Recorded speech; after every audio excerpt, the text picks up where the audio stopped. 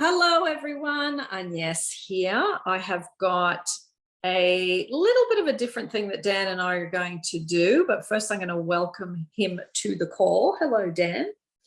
Yes, how are you doing? You all right? Hi, I'm everybody.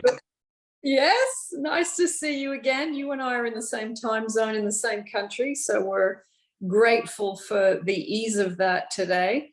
Now, we had a chat about, I've known you since 2016, and I said to you recently, we've never heard your relationship journey, as in what you've learned, where you're up to, where you were when I first met you.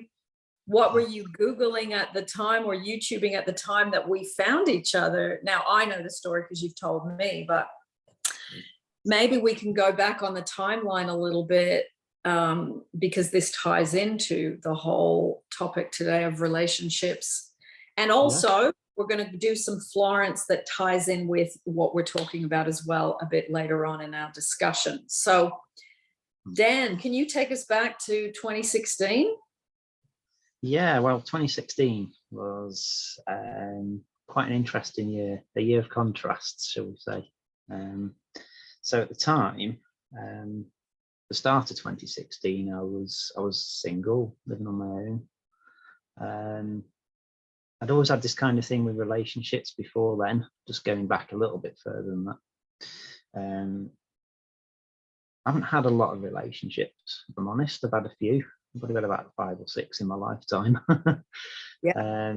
Certainly prior to 2016, I would have said I was your typical insecure, quite needy person at times. Not all the time, but certainly some of the time and a lot of the time actually. And I think in my relationships, I was quite kind of coming from the idea that I'm not a complete person until I've got somebody else to make me complete, and I kind of got stuck in that trap of, needing to find someone. I need someone to feel happy. I need someone to feel complete in myself. I don't feel like I've got any purpose. I don't think I've got, that kind of negative cycle that you can get into. And I think prior to the 2016 situation, I think I'd come to relationships where I was always trying to get something from the other person, always trying to get reassurance, trying to get my cup filled up, I guess, if you like. Trying to rely on the other person to fill my cup. And I think that was my approach, that I wasn't enough. That was my fundamental starting point, because I think in my own life, certainly I'd had a lot of feeling like I wasn't good enough, feeling inferior. And that's something from my own childhood that I'd sort of brought with me along the journey, if you like, up to that point. So I really did struggle a lot in my earlier years, with feeling. And if I did get in a relationship, it was always like, I can't believe this. Somebody's actually gone for me, kind of thing. I must, they must be, how can they, they must be, how can I have met somebody, kind of thing. And I was always in that position at the start of a relationship, as the feeling that I needed to prove myself. I needed to prove that I'm good enough for this person. So I was always looking for them to kind of affirm that, if you like, in a relationship. So inevitably that would start off with me, asking for reassurance, that kind of thing. And then it would eventually end up pushing them away, I think, in a nutshell. Which I know a lot of your videos refer to that, and yes, and I know we've sort of, in your sort of law of attraction stuff, you've spoken a lot about that. And I kept the time. Can I ask you? Because this is the thing that I think is interesting, is how men look for reassurance and how women look for reassurance. So for you, how would you look for reassurance? What was your particular way? What is it that you felt you needed the reassurance on? I think for me personally, it was around, are you happy with me? Are you happy with things are going? Are you do you still like me? Do you still want to be with me? That kind of thing. And I was always kind of waiting almost for them to turn around and say, oh, I've gone off, kind of thing. And I think inevitably that kind of was a self-fulfilling prophecy, which is what happens, as we know, from our. Yes. that energy I was putting out was, I'm not good enough, I need reassurance, I need you to make me feel, you know, special, that kind of thing.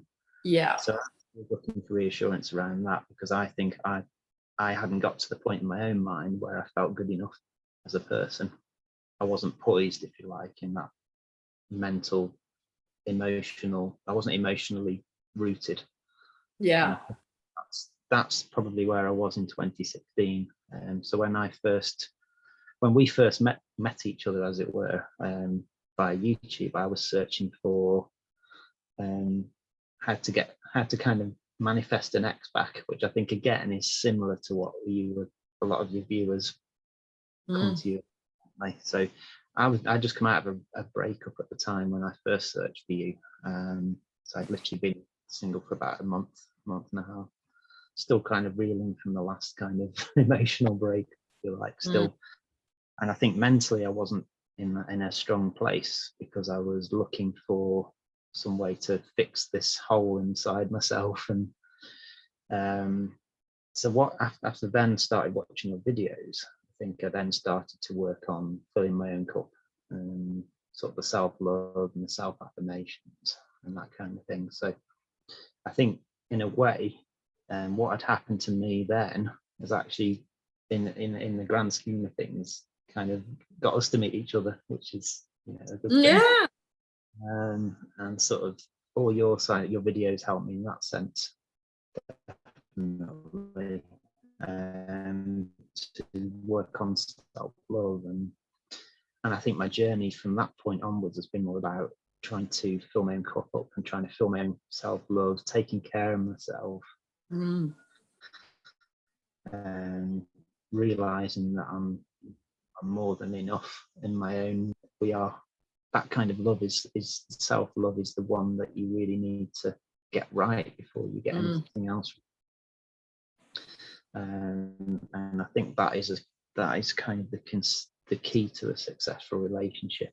I think you have to fill your own cup, and you have to use the divine source. You have to remember that you are part of the divine. Yeah. You're perfect and unique, without sounding too kind of twee, if you like. Yeah. It is about filling up your own self-love, I think. Yeah. Definitely. So, Dan, when you first came to YouTube for this topic, did you know about self-love, or this was a new revelation at that point? I knew about it in the sense all my friends used to say, Dan, you need to love yourself first. You need to love yourself first. And I used to kind of listen to it and think, yeah, well, that's easy for you to say. You're in a nice relationship. Yeah. But I don't think I really got what they were saying. And you hear that a lot on kind of media sites, you know, love yourself. You see all these memes coming up saying, you know, you need to fill your own, you need to have self-love, and you need to love yourself first before anyone can love you. Which I don't think is completely true. I think you can still meet someone. I just think that as I saw in my own previous, you know, relationships, if you're not coming at it from a feeling of self-love, inevitably it will crumble over time, because that person will almost start to resent having to make sure you're okay all the time. It's not their job. I think that's kind of what happens, and it does kind of build a resentment in the relationship dynamic if you're both, or if you're not, or if either of you isn't in a position where, you know, you're self-sufficient, if you like, you want a better word. Yes. Yeah. And you and I have talked a lot about how we do that for ourselves while being in relationships, and nature and organic markets and cooking are in our top 3 of things you and I have, you know, realized we've had in common over the years. So then you bring that love of all these things back into your relationship. Your relationship isn't there to meet all your needs anymore like it used to. That's right. And I think those things you mentioned are a sign, almost like a symptom of self-love as well, in the sense that you want to do those things when you do love yourself. I think as a society, we're still kind of made to feel like we're not good enough. We're kind of hideously, we're not good enough for people. We're not good enough for society. And it's almost being able to go back into yourself and counteract that with the affirmations. I am love. I am part of the divine. I am whatever you need to do to remember that, you are part of this amazing creation. And, you are. And you have to almost shut the world out and its opinions sometimes, I think, and remember that it's all about how you feel about yourself ultimately. And feeling that first, because then I think the relationship flows anyway when you do that. Relationship flows naturally because it hasn't got that resistance of I need you to do this, or I need you to be this way or that way. I think in relationships people are tempted to try and change the other person as well, which I don't think is healthy, in the sense that I don't know why they do that. I think they probably do that because of something that's missing in them that they need to see in, or they need to fulfill in themselves first, that they project that onto the other person, because they often say, when I've read a lot of material, they say stuff like, you project your own insecurities onto other people. So I think all these kind of things can have negative impacts on relationships. Definitely. And it's that thing of, like you were talking about way back, being really needy, and then it eventually suffocates the person and pushes them away. It's like you're in the child state and you're expecting the other person to be in the adult state, like a parent, and eventually they start getting angry, they start feeling suffocated, and they want to get away from us. And your story and my story are very similar. We had quite a few relationships and we were the needy one. So you go, okay, time to, because you can't keep changing the person and at some point not saying, hang on, I'm the common denominator here. That's it, yeah. A scary day when you go, oh my God, you've stopped saying, I just need to find someone who really loves me. I just need to find someone who's better than this one. It's like eventually you go, it's not the other person. Oh my God, how come I didn't see that? And it's quite a devastating moment, I have to say. Looking back, you go, oh, yeah, wow. It is. And it's then I think it's taken, and it's hard to do at the time because you've got all that emotional baggage going on, haven't you? But you have to kind of take away the lesson, don't you, I suppose, eventually, when you're in that emotional position, that you can do that, because it obviously takes time to heal these things. But yeah, when you can look back at things objectively, which I couldn't at the time, because I was still kind of very emotional about things. But there, I think you can see the lessons in these things, and I think you kind of evolve. Like for each relationship, you take something away, don't you, from it? Yeah. I think that's definitely, like you're saying about a child parent. I think that is, we think just because people are adults that, or we're adults, but we're not. Sometimes I think we still act like big children. And don't get me wrong, I still have my moments where I get a little bit like a child. I think we all probably do, but on the whole, I like to think that I'm a lot more kind of secure and self-assured than I used to be, definitely. Yeah. And that's, like you say, through the self-love and through that work on yourself, and yes, actually just standing back from yourself and looking in the mirror and thinking, what do I need to change here to make to be happier in myself? Because it's ultimately, it's getting that happiness to yourself from yourself, isn't it? From the divine, which is what's the word I'm looking for? Is infinite. There's an infinite supply there, which Florence talks a lot about, isn't she? Yeah. The unconditional love of the universe. And I think that's probably something else as well, really.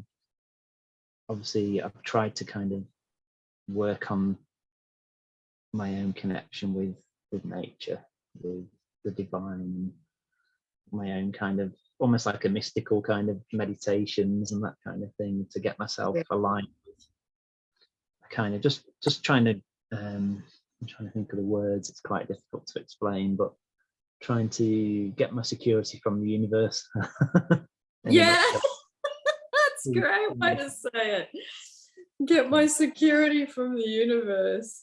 I like that question you said, like, okay, what is it that I need to change to become happier within myself? What a great question to shift away from.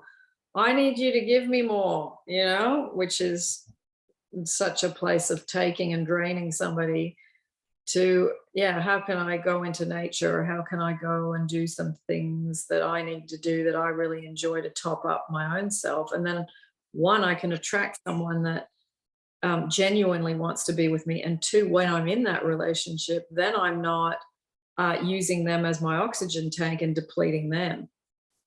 That's it, isn't it? And I think your energy changes as well once you start to do that anyway. I think your vibe goes up massively once you get around the trees and start hugging them and things. Into the wind and with the leaves and that kind of. I used to think all this stuff sounded very kind of hippie and wishy-washy, but when I started doing it, I think, actually with everything around you, and you just get that real kind of bliss.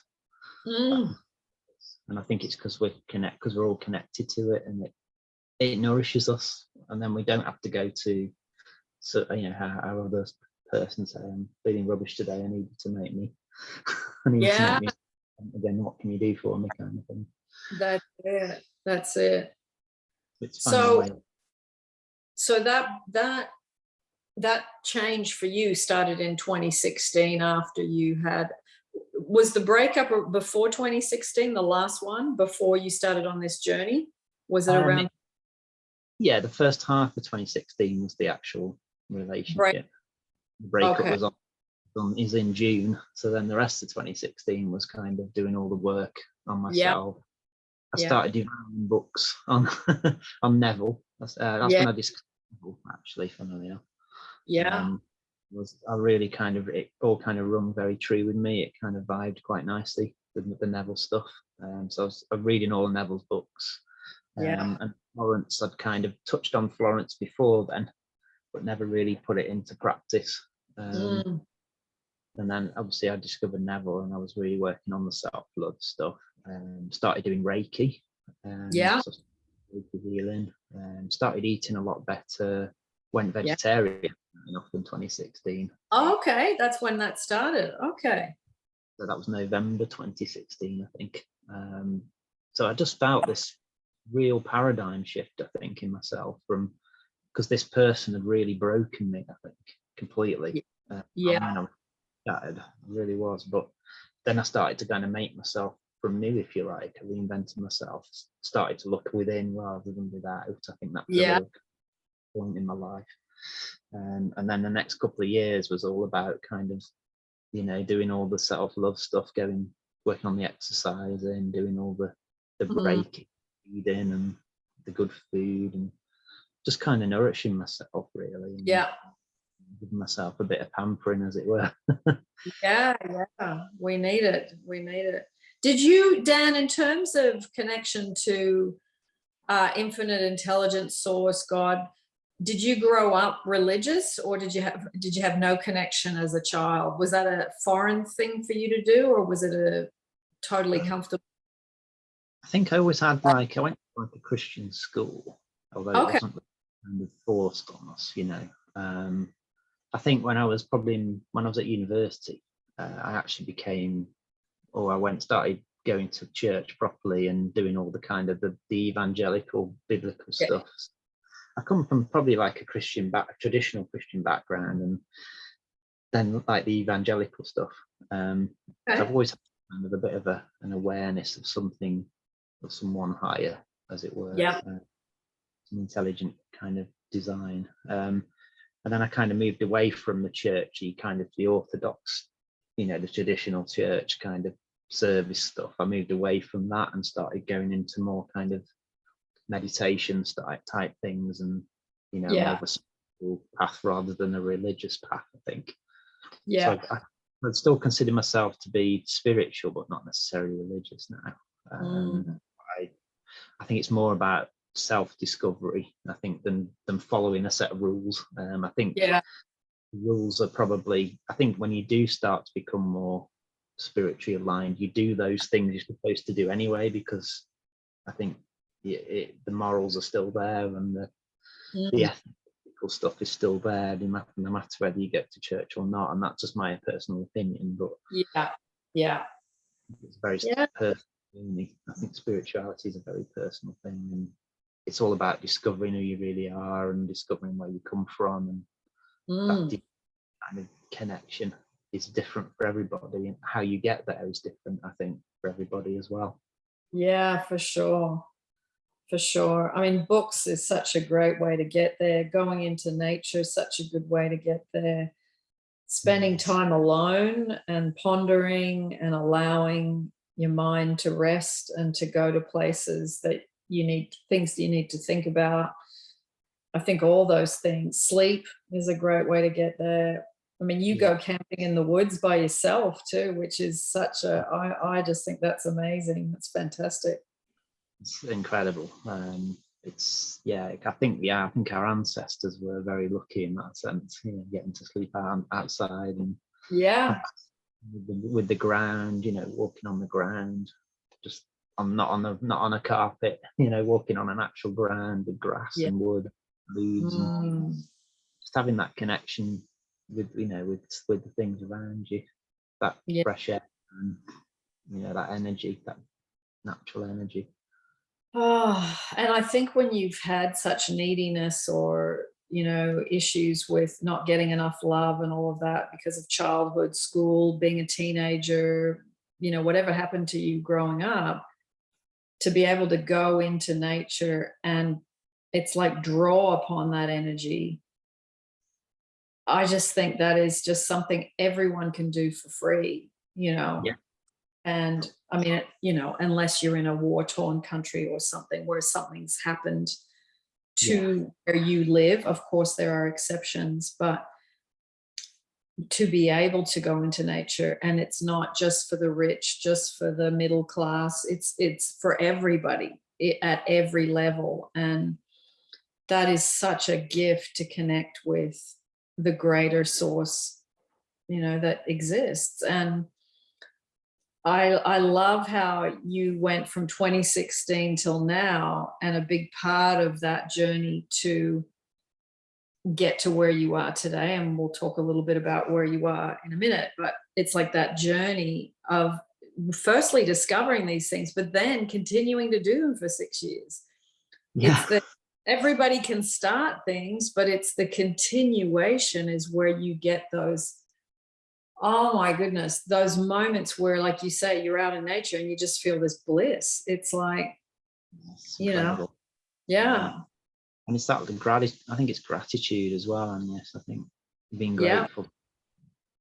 I was in the woods the other day and I just saw these leaves just doing a swirl in the air. And I just thought, I'm going all kind of American Beauty now. I don't know if anyone's ever seen that. This bags flying in the air, and that's amazing. But I'm not trying to. It's similar, but it's little things. Or if like you'll see the sun will just hit a tree, the back of a tree, and you'll be like, wow, that looks magical, And I think that kind of gratitude for little things is something that in relationships you can really to kind of appreciate the smaller things and not need, because you're appreciating everything around you. You're not kind of wanting the other person to make you happy, because you're happy with all these little things that are around you, and that kind of feeds your internal bliss, which then makes you a better person to be, a nicer, easier person to be around. That's so gratitude, that higher vibration, that energy, I think. And then just on that note of being in nature, because I mean, whenever I walk in the big parks around me where I live, It's like, I mean, I understand people love listening to music when they're out walking, or they love to have a chat on the phone to someone. But I just think, now I look at that and I go, it's so sad that you can't just be in nature and be in nature without technology. You've Yeah, missed an amazing thing. Like, you're walking through the park and you're not even engaged with it. You're not even connected to it because you're so distracted with the thing you got going on in your head through your headphones. yeah, I just, God, I mean, each to their own again, but I make sure that when I'm in nature now, I get off my phone. I just that's don't. I have it in my pocket because sometimes I go to places I don't know, and I use the GPS to get home or whatever. But when I'm out there walking, it is not time for technology. It is time to give nature the respect it deserves. And also, if I do that, the rewards are mind blowing. Like you said, that lift in energy, because you're communicating with nature through appreciation, through gratitude, through remembering that you're this big on this planet of these massive trees, massive parks, massive bodies of water. And you remember just how small you really are in this whole scheme of things. And I think it reminds you to humble yourself. And if you got stuff shoved in your ears, I mean, you miss all of that. And I know it takes practice to stop distracting yourself. It does, because it's such a thing of, oh, let me just, email. Oh, I thought of that. It's like, unplug for 2 hours while you go for a walk and get off there and give nature a great chance to really recharge you the way you and I know that it can. And I yeah, think that's a profound thing. I mean, I'm in London too, so people are exercising. It's like they're out in nature, and it's like the same mission as when they go to work in rush hour. It's like, God, this inability to dial it down. And I mean, I know that when you live in a city, there's a lot of financial pressure because things are expensive. But if you can reset yourself by blocking out technology, I think, for 2 hours and going to do a walk on a day off and saying, I'm not picking up my phone, I'm not looking at anything, I'm going to fully be in this moment, present with the yeah, tree, with the environment, pick up the energy. I mean, when you walk into a forest and it's all covering you, the change in temperature and the change in the oxygen level, that alone is mind blowing.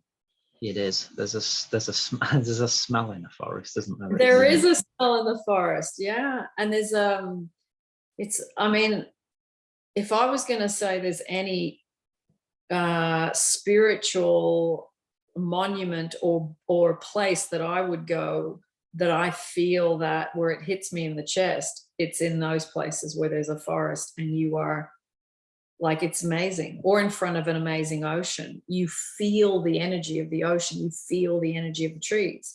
But if you've got stuff shoved in your ears, you're not going to feel, or you're not going to feel that. You're not going to connect with it because you're connected to something else. It's So that observation, isn't it? You don't yeah, fully immerse in the senses, in the sense you've just got the visual side and the smell, yeah, perhaps sounds of the leaves in the yeah. trees or birds or whatever. Yeah, yeah. I mean, quietly doing your affirmations and giving thanks to nature for everything that it gives, and noticing, like you said, you were noticing different things about the sun coming up or hitting a tree or whatever. You will notice the birds, you will notice different plants, you will notice the smell of the dirt as you walk on it with the leaves that are decomposing at the moment because it's autumn here and all these things. And that, it sounds like you're kind of like, why is that important? But if you ask that question, that means that you haven't felt the presence of it. That's why Yeah, it's starting to create more blank spaces of nothingness, because the silence recharges you, the spaces recharge you. And so many people I get emails from are exhausted. And I think this is a simple, free way to get the battery charged. Simple and mm, free. And it's unconditional, isn't it? It's an Mm. unconditional giving. Yeah. Brings me nicely on to my next point about relationship, because Yeah. nature is a good example of how, you know, we should love each other. Really, it's, I think if we have to kind of be unconditional in the sense that we give without expecting things in return. I think is a key thing about what I've learned from relationships personally. We're all often in that getting mode, aren't we? We want them to do this, we want to get this, if we want this, we want to give them this, so they'll give us this. And it's that kind of mutual exchange. I think you have to almost get to the point where we don't need that person to give us this in order for us to give them something. But if they're doing the thing, it's a harmonious union, as it were. Yeah. So Dan, going back to, okay, 2016 is when all of this stuff that we're talking about now started to really take a lot more meaning on. And so you were on your own for a while. And then once you did a lot of this, what happened after that? Were you ready, or were you just going, you know what, I'm not looking for a relationship. I just want to be single. I don't really care about this anymore. Where was your head at that point? I think I probably had a good few years like that, probably a good couple of years where I wasn't, looking for a relationship. Strangely enough, once I started not looking for a relationship, then I got all these people wanting to go out with me, which is what happens. Yeah. But in my own mind, it took me a while to get to the point where I was ready. But I think my energy had shifted as well, and hence I may have been getting. That might have been why I was getting more kind of people coming to me then saying, "Hey, do you want to go out on a date?" kind of thing. But as I say, I wasn't ready in my own mind, and it took me a while to get to the point when I was ready again to kind of explore that really. And then obviously eventually I met my partner now, Gail. So and we've been together for 4 years. Yeah. 4 years, and I think I think I am anyway, a lot less than, I think I've learned a lot of lessons from previous relationships in how I approach this relationship, in the sense that I don't see myself as being the way I was then. Harmonious in myself and with her, and not needy in that way as I was before. And kind of, she does her thing, I do her. She does her thing, I do my thing. We do things together. It's kind of nicely balanced in that sense. And I know that's kind of, you've got to give each other room, I think, to be. Because Dan, she's the extrovert and you're the introvert, isn't that the dynamic? Yeah. I think definitely much. She's more social than me, more sociable, I would say, perhaps. Kind of introvert and more kind of, I think more internally. I think she's more. I think she gets her energy from being around people and being around social situations. But she loves nature as well. She also gets energy from nature, but I think I'm probably more kind of, I liked my books and my forests and that kind of thing. Books and Florence, and don't forget the beautiful wrought iron fire sitting outside with a mulled wine, or a lovely dessert or something where you just enjoy that. And I love all the photos you send me when I get so envious of your crackling fire pit. I just love that. It's so brilliant. That's another nature thing, isn't it? Of course, the crackling of a fire. I mean, it's those kind of basic elements, isn't it? That simpler way of living. I think. Life become very complicated, which I think has spilled into relationships to some degree, because there's so much media, there's so much pressure, there's so much idealization of relationships. But I think you have to kind of remember that each individual relationship is very unique to those two people. I tend to try and generalize things, and think everybody's got to be a certain way or act a certain way, or a couple's got to be a certain way. But I don't think that's the case necessarily. I think it's all very unique. Yeah, that's it. You know, my partner said to me last night, I said, because we often will fall asleep to watching Netflix or something, but he always falls asleep before me, which means I'm the one that has to get up, turn the little speaker off, otherwise it drains the battery. I got to put the laptop down. And then he said, I got up, and of course, because he loves sleeping with noise, he heard me flip the lid down and turn the speaker off. And he goes, "Oh, what are you doing?" I said, "Oh, don't worry, I'll put on a YouTube," because he likes that bit of white noise.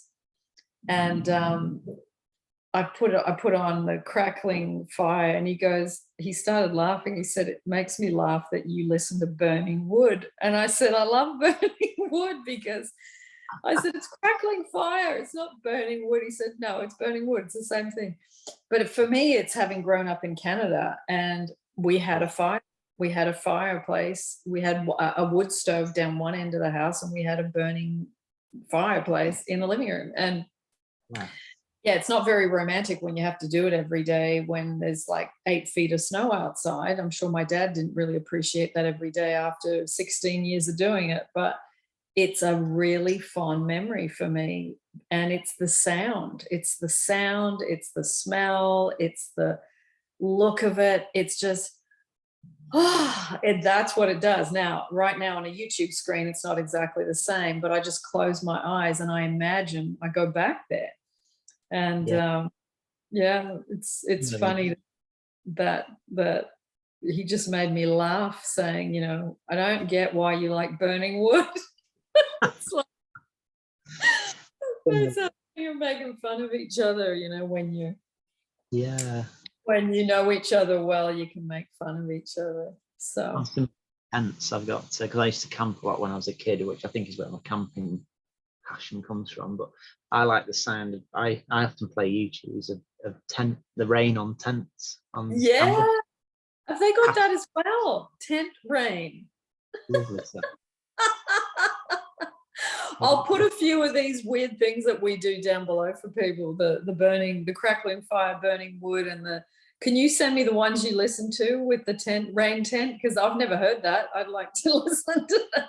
So lovely, yeah. Just don't listen to it when you've had a drink of water or something, because you'll just be wanting to go to the bathroom.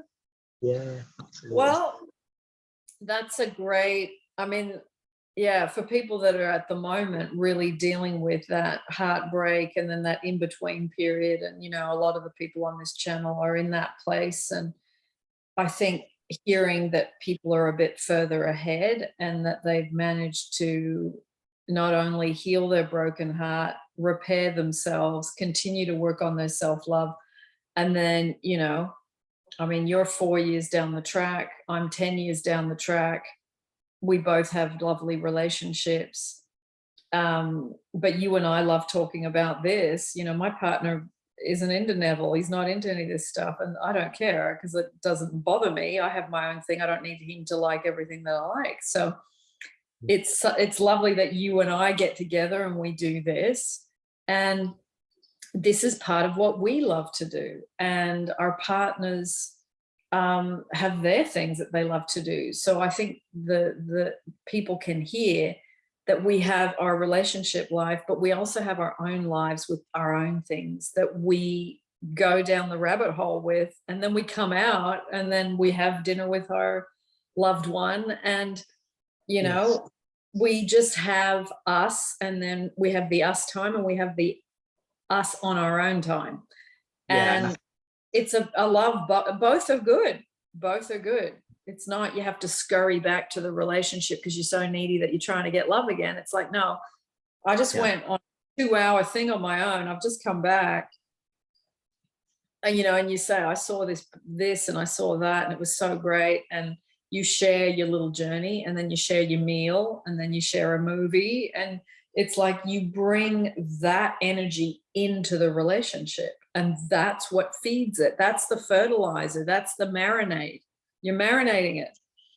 Yeah. So those, you're marinating that eggplant. Is it? That's it, Dan. Um, If you and I have any obsession, it's about the eggplants. That's our obsession today. Not trying to get love from anyone. I think what you were saying before as well. I think the romantic kind of notion of a relationship is that you've got your two halves coming together, but really, I think it's two whole people coming together. Is my opinion on that. I think whole, you're not gonna the relationship will, inevitably, won't work unless you're both whole as people coming into it. Or if it does work, it won't work as well as it could, because then you're not in a position where you can, as you say, you can give to each other freely, or give to a relationship, because you're not a whole and that person's not a whole. So you're almost trying to feed off each other, and I think that can be unhealthy. That can be potentially unhealthy. And that's when that codependency stuff kicks in. I'm dependent on you and you're dependent on me for different reasons, until one of us gets so dependent that the other one can't stand it and needs to get away from you. So it's, even when you're in a relationship and you've been in one for quite a long time, you still need to maintain your own self. But you get to a point where you don't even see it as maintenance. You just see it as, oh, I really want to go and do that because that feels really good to do that. And then it just benefits your relationship because it just does. There's no, I have to do the self-love because I want the relationship to work. You're not even coming at it anymore from that place, because the enjoy is so enjoyable. You're doing it for you. Yeah. And I think that's important, that you have to support each other to do those kind of things. You have to let the person be who they are, really. Let them go off and do that little adventure, or that they need to, they, not that they need to do, but that they want to do. Exactly. Then you come back to each other after having these adventures. You've got all this great stuff to talk about with that person who's your significant other. That's right. To the relationship. Exactly. And this is what's available to all the viewers that are watching today. Like, we're just, a block of time ahead of all of you, and we've been where you are. And Dan and I, in particular, have been there at least 4 or 5 times each with different relationships.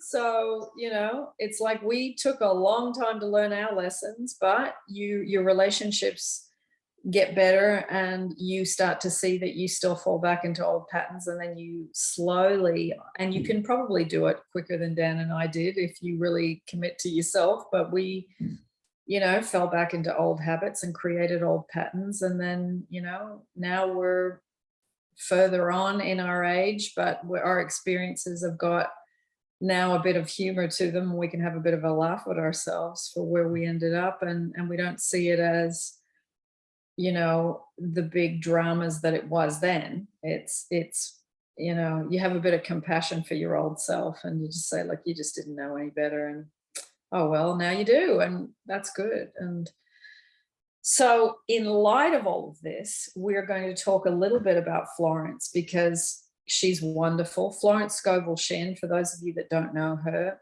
she wrote some wonderful books. Dan's got the book with him. He's got his copy, because mine's still in Australia in storage. So we're going to use his copy today. And Dan, you had a few little passages in light of us talking about relationships today that you thought were, so go ahead. So this is a book, by the way, The Game of Life. It's actually a 4-in-1 Florence book. It's actually printed in 1989. Lovely design on it. It's a really old, kind of dusty. It's still got like yellow rimmed page kinds of things. You can beat a good book sometimes, and you can smell the mustiness on it. I know we're talking about scent before. I do have a book smelling obsession as well.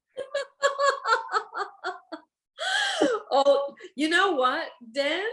there's a client of mine that bought a candle that smells like old books, and I thought, oh my God, I need to get that. So yeah, it's an old, familiar, beautiful smell that, for those of us that read a lot, is comforting. Yeah.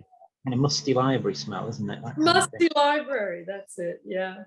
So in her book, The Game of Life, How to Play It, Florence has a chapter on love. So I'm just going to do a little bit of a Yeah. little bit, well, not the whole chapter because it's massive, but she says every man on this planet is taking his initiation in love. So every man or woman really, but because obviously it's quite a dated book.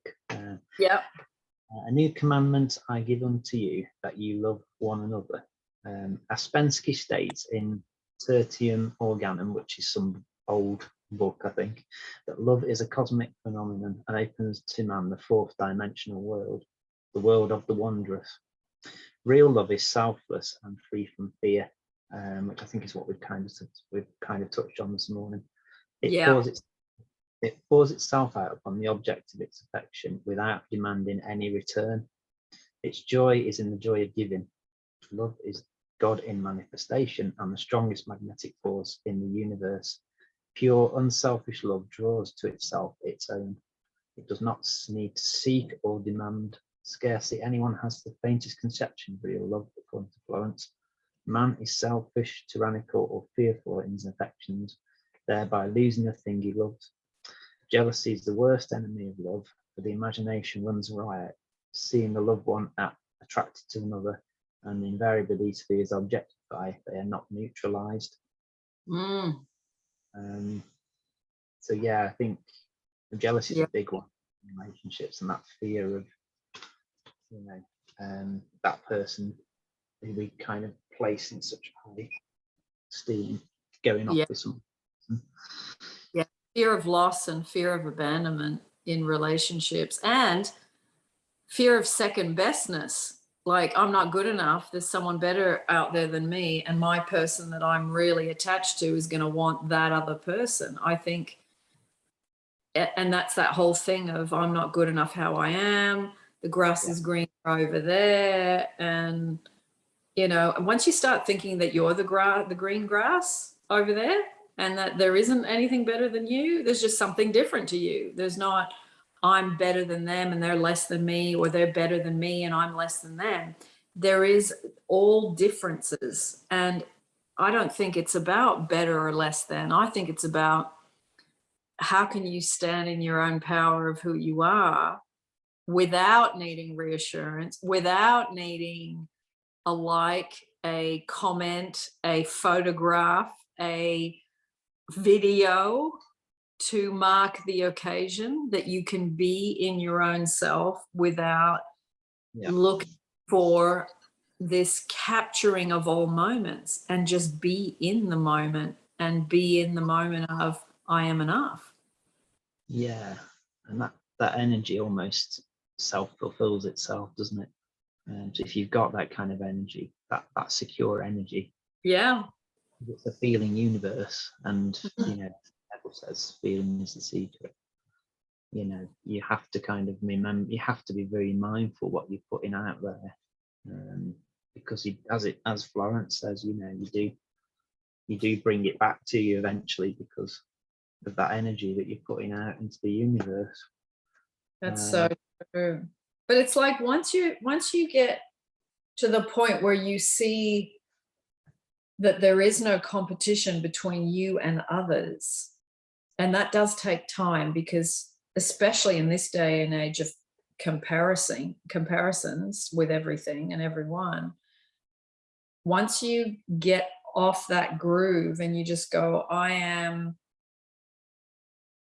just another human being in another body, but I am going to be the best that I can be in how I treat myself with respect, meaning no self-criticism, no self-judgment, having goals and desires and moving towards them at whatever pace is possible, and remembering that you're creating, and remembering that you can influence, but also remembering that you don't control, and having that nice balance between understanding that, then allowing, surrendering, calling things to you, enjoying nature, enjoying a fire, enjoying cooking, enjoying riding your bike, camping, whatever it is. And you just go from one thing to the next, to the next, to the next, that just your life just becomes so much fun.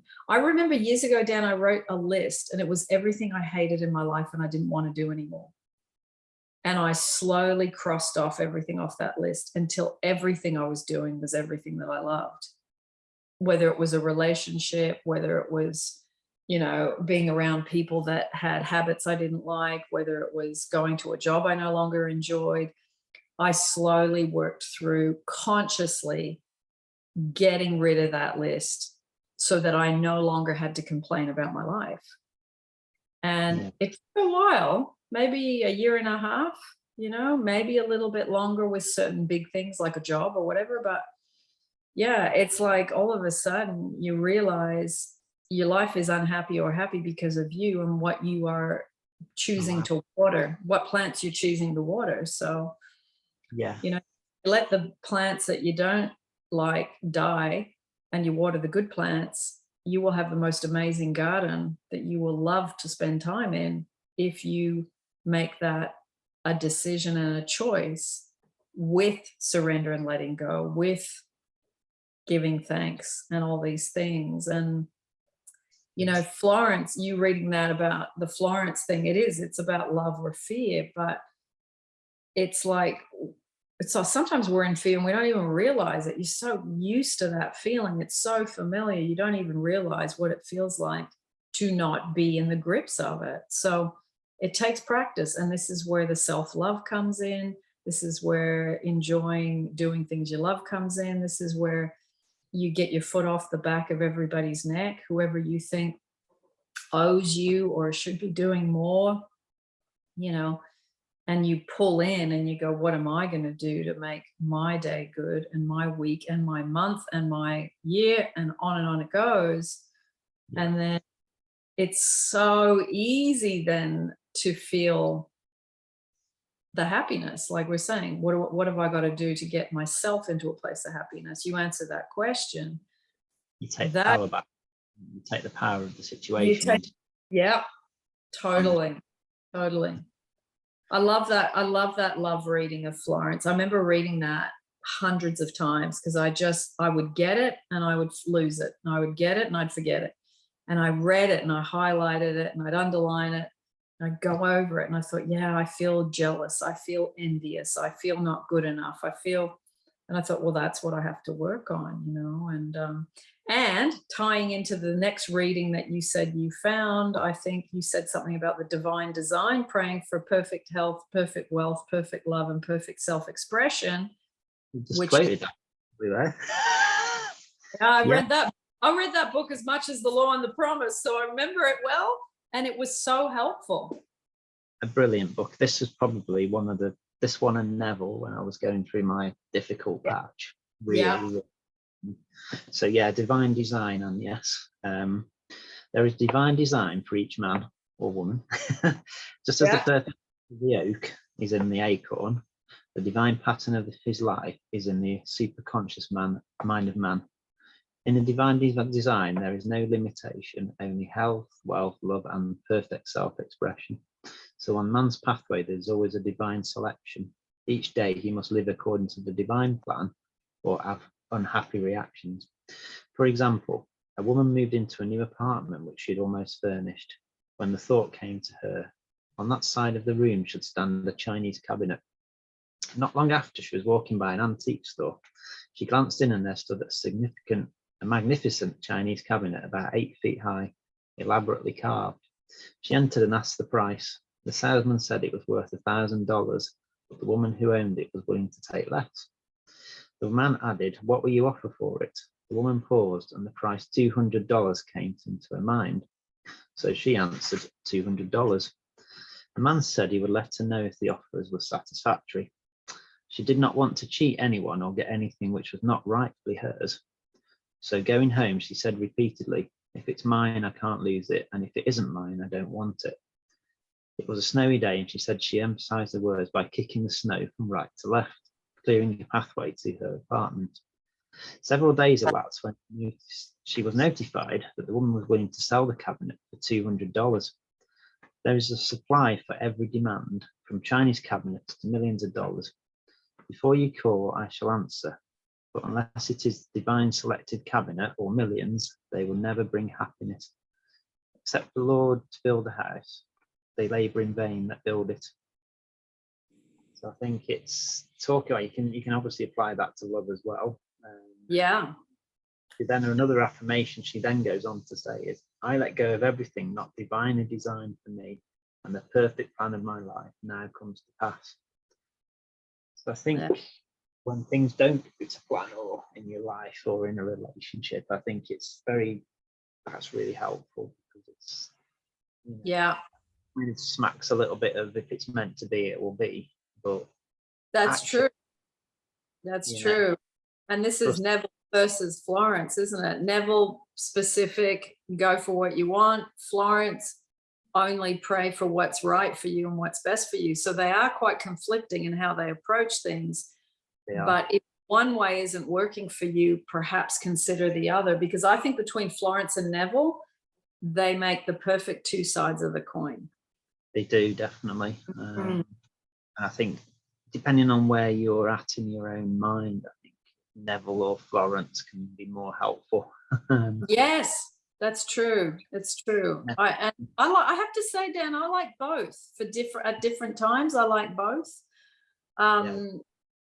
You know, because I think if I want a new car, I'm not going to say, just bring me the car that's best for me, because I know the car that I want and I know the model that I want, and that's the one that I love. So that's just a car. Yeah. So praying for the divine design of a car that would be great for me. Well, I don't even want a better car than that car, because that's the car I love. I love the shape. I love the way it feels. I love the way it drives. So in that case, I would apply Neville. But if it was something else, you know, there's always that, well, hang on, there might be something better. Like, I want to go to Cape Verde, but if there's an amazing 5-star little hut on top of the Caribbean water with, you know, where I can just dive off my balcony, and that hadn't come into my consciousness, because I was fixated on an Airbnb 2 streets away from the beach, because I thought that's all I could afford, you know, then in that case, the divine design would be a better choice than fixating on the Airbnb 2 streets away from the ocean. So, you know, you go, how am I going to go through this maze? Am I going to go the Neville way? Am I going to go the Florence way? I love the affirmations. She's got in the spine of that book, like right in the middle, there are pages of affirmations from her. And some of them are really excellent. And the unexpected happens, my seemingly impossible good now comes to pass. That's from that book. And that was the affirmation that I did. I did that one affirmation for an hour every day going to and from work. And the most mind-bending stuff happened to me work-wise at that time. And I can put the links down to those stories down below, because it's from the Florence playlist. But yeah, she's got more, I think, of an open hand, and less specific. Neville can be more specific, and you do more of a pinpointed beeline. So yeah, they're both, I think, really interesting. Yeah, she's a beautiful author, and that book, the 4-in-1 books, highly recommend. I mean, Dan, I'm sure you recommend it too, because you've got it. Brilliant. That book was the very first book I ever read about, from law of attraction, manifesting, all this stuff, was that book that you just had today. And it was so eye-opening at that time. I read that book hundreds of times, just like I did Neville, the Law and the Promise. They were the 2 game changers in my life, those 2 books. And just beautiful stories, beautiful affirmations, beautiful endings to things that happened to people. Yeah, and I think divine design is something which, I know Neville talks a lot about this as well, about for me, divine design sort of says that, you know, because you haven't got that viewpoint of looking at it, if you like. Yeah. You can be in situations where you think, surely there's not something better out there than this person or this relationship, but because you haven't got that high level perspective, that dimensional perspective, I suppose, dimensional perspective, you can't see how things are going to pan out. And I know Neville talks a lot about that as well, doesn't he, in the sense that he says the how isn't your concern, it's just ask for what you want, you know, and then let it go almost, or there will be a way, and don't get too kind of messed up on the how, or don't get too how of these things. And I think Florence is probably saying something along the lines of, if it's divine design, you know, the divine knows best almost in a lot of the time, and the divine has a perspective to see, you know, where your path's going through life. And I think that's Florence comes from in that sense. To me anyway, she kind of says that you haven't got, because you're in the thick of things, you can't always see what the paths or the kind of the neuro lines or whatever they call them, the connectors are all kind of which direction going, and to take you to that end point that you want to go to. Exactly. And that's trust. And I think trusting life, trusting infinite intelligence, that's a huge jump in spiritual development, I think, is that level of trust. And I think it just grows over time, bit by bit, but you got to kind of slow release, because you think you trying to control things is where it's at, but you just realize how much you restrict yourself in a straitjacket by having that illusion of control, because there is no control. At the end of the day, you can create, you can launch things, but there comes a point where you have to have some humility and say, you know what, packaging and timing is not in my hands. That is not up to me. And to yield to that with respect. Yeah, but that also takes the energy away, that bad energy of grabbing for things and taking and, you know, forcing anything, any situation that you, because if you're in that mindset of thinking that, you know, that it's in the divine's hands, you're almost in you're in a more peaceful, more kind of poised state of mind, aren't you? So you're not flowing with, you know, with life, rather than fighting against it. That's right. That's so true. And that, I think, is one of the things that just makes life so much calmer, is when you know that and you let go to that and you say, I trust myself, I trust life, I trust source, I trust infinite intelligence, and I just make myself relax more and say to yourself, I relax and I let go, I surrender and I let go, I let go and I allow, you know, whatever words you want to use. But you bring yourself back to, hang on, I can be happy, or I can be at peace, or I can be good enough without that.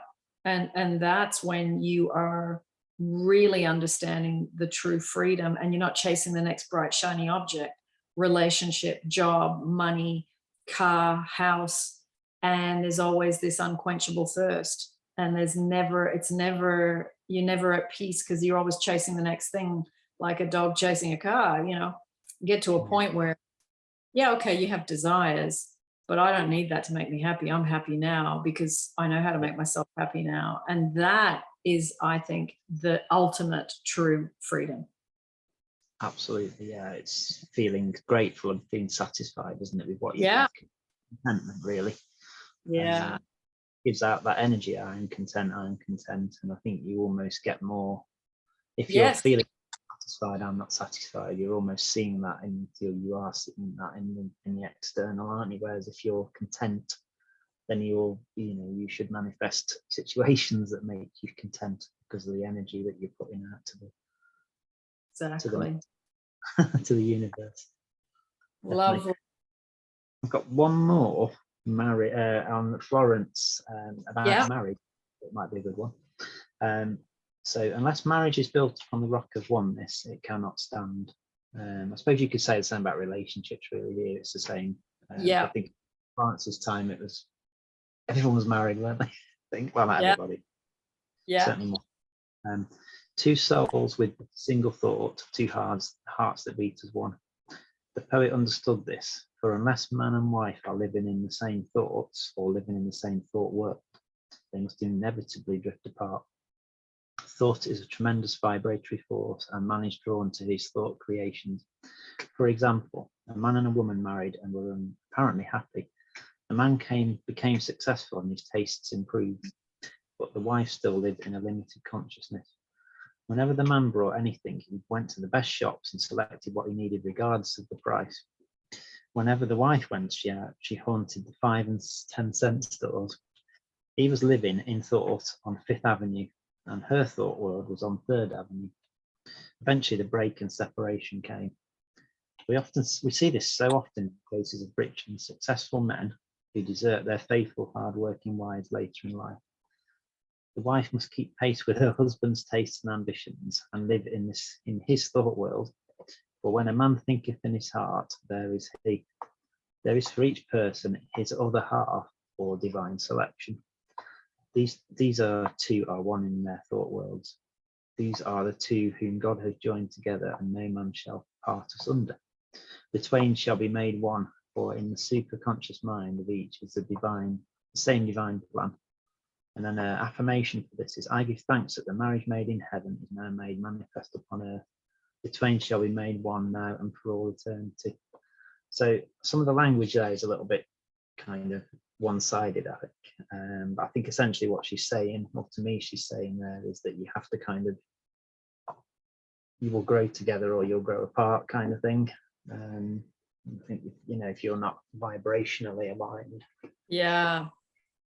That can cause a problem. I don't think Dan's secondhand shopping, I don't think Florence had been to a good secondhand shop in London, because I was thinking about the woman buying stuff in thrift shops, and I think, my goodness, the shopping in London secondhand is sometimes even better than new, because the quality of the clothes that was made back in there's some stuff's from the 50s, 60s, 70s in some of these shops, and the quality is amazing. So that's, of course, looking at it with today's eyes. And, the guy buying the coat at Fifth Avenue and she's in 3rd Avenue, so to speak, was probably really relevant, because I remember in the 70s, my mum would go shopping in secondhand shops, and I would be slumped back in the car in the back seat so no one would see me going to a secondhand shop with my mum,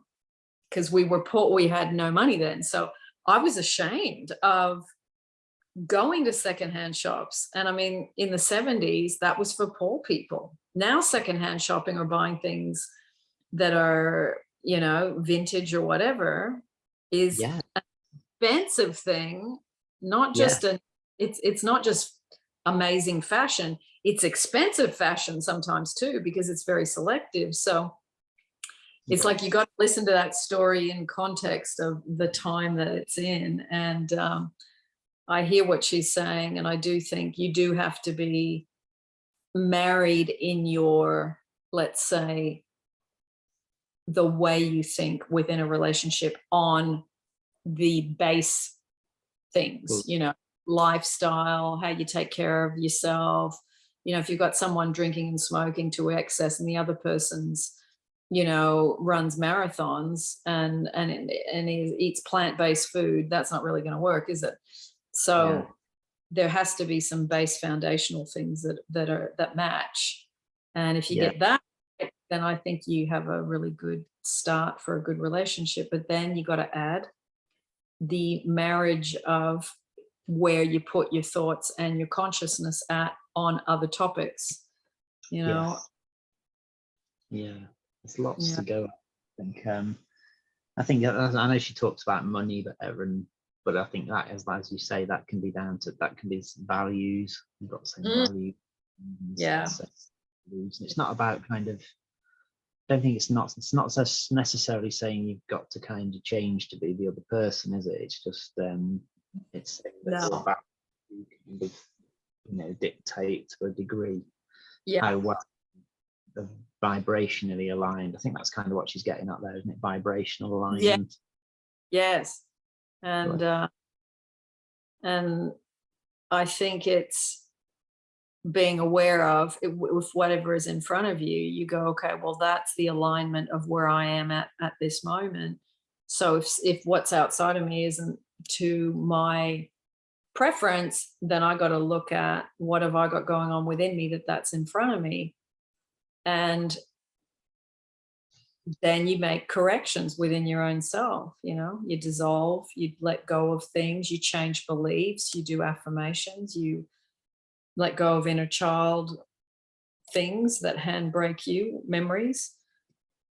And then you step into the divine design, which is where you have everything and are surrounded by everything that you love and want. And I'm glad you brought up the divine design, because I remember when I evoked that, and I will say evoke, I said, because everything had been really dramatic and horrible at work. I was in debt. My relationship was a mess. I was arguing with my parents because we were working together. It was a nightmare. There was no place to go that was a sanctuary. And I remember walking home saying, okay, I'm so fed up with this. I pray for the divine design, perfect health, perfect wealth, perfect love, and perfect self-expression. And within like 10 days, everything fell apart. Everything exploded in my life. And I remember my friend saying to me, oh my God, I am never praying for what you prayed for. Because she was watching my life just disintegrate. But it was that disintegration before things started to rebuild themselves in a much better way. But we still laugh at that, me just innocently going, right, I pray for the divine design of my life with, boldness, but not even aware of what I was evoking by making that comment. And yes, things did settle, the dust settled and things rearranged itself. But that was a pretty scary 4 months after evoking what she wrote in that book you just read. It just shows, doesn't it, how powerful words and thoughts are, I think. Because I know that the vibration in their own right, don't they? On a kind of level, as it were. Yeah, exactly. Causes this field of energy to go out, which then obviously pulls thoughts and can cause a bit of a thought bomb, as it were. Yeah, a bolt getting struck by lightning. That's what it felt like. Yeah. Oh, well, this was wonderful. Thank you, Dan, and thank you for finding those bits in that book for Florence's, because I have got my copy and I'm looking forward to it. Mine looks like yours. It's well worn and little bits hanging out of it. It's just about binding. The binding's just about holding in the middle. Yes. So much I've been reading it. Beautiful. A good book. Not the binding starting to go, because it's obviously quite a bit. So. Well, do you want to say any last words to people before we go? Just to say, if anybody wants to have any comments or thoughts on my side of things, feel free to leave a comment. I'll reply, and just hope it's helped everybody, really. Doing a bit of a case study, as it were. Yeah. And it was lovely to hear more of your journey, Dan, because you and I have talked about many different books and many different things over the years. And I'll put the playlist to all our interviews down below. But it was lovely to hear a bit more about you and your journey and what you've learned and what you've discovered. And, I think you have quite a balanced mental and emotional state of being that I've come across. I don't come across many people that are as calm and as balanced as you. And I've noticed that more and more over the years talking to you, because you've developed it. So that's a wonderful thing. Oh, thank you. Well, I'm going to say goodbye, everyone, too. So I'll put the Florence playlist down below, and I will put down below, there was something else I can't remember off the top of my head. I'll have to go back and listen to the recording, and I will put it down below for you, anything that Dan and I mentioned. And as always, I will see you in the next YouTube or interview. Bye, everybody. Bye, everyone.